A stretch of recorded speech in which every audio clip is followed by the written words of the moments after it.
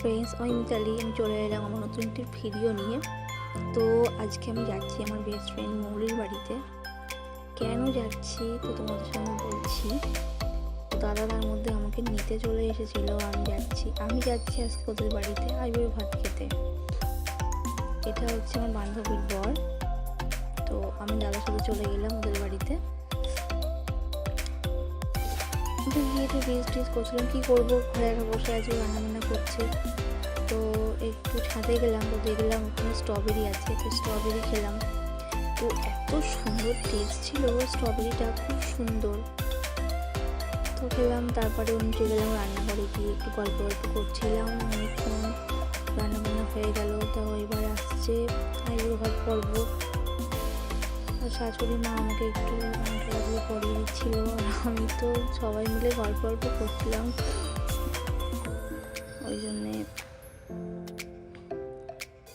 আর ও সারাটা দিন খেটেছে আমার জন্যে। এবার সব কিছু গুছিয়ে দিতে, সত্যি ও আমার জন্য অনেক কষ্ট করেছে, নিজের হাতে সব কিছু রান্না করেছে, কাউকে করতে দেয়নি। তো সত্যি খুব ভালো লাগছে। তো দেখো, ও রান্না করেছে ডাল, 2 রকম মাছ, 2 রকম মাংস, চাটনি, মিষ্টি, 5 রকম ভাজা। আর এই গিফটটা তো তোমাদেরকে পরে দেখাচ্ছি। ও এত সুন্দরভাবে গুছিয়েছে গিফটটা, কি বলবো, মানে মনটা পুরো ভরে গেল একদম।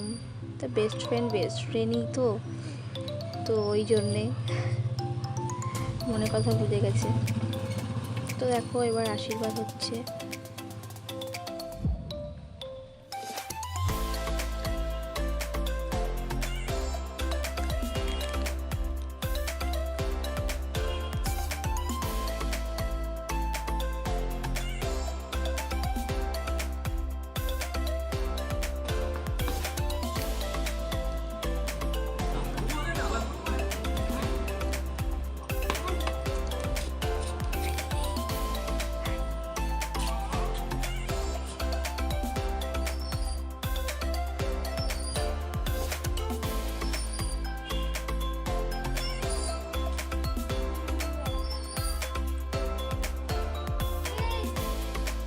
এবার দেখো তোমরা গিফটটা কত সুন্দর হয়েছে।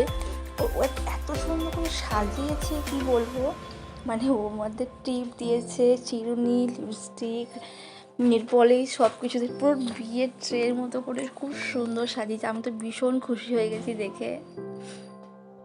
আর এবার খাওয়ার সময় ওকে রিলস করে দিচ্ছিল। তো আমি আর মৌলি দুজনে মিলে ভীষণ মজা করেছি, ওর সঙ্গে সারাটা দিন কাটিয়েছি, মানে ভীষণ খুশি হয়ে গেছি দুজনে। সেরকম তো দেখা তোমাদের হয় না। তো সত্যি দুজনে মিলে ভীষণ রিলস করে আর একটু দুষ্টুমি করছিলাম আমরা। ও আবার গিফটটা নিয়ে নিতে বলছে না দেবো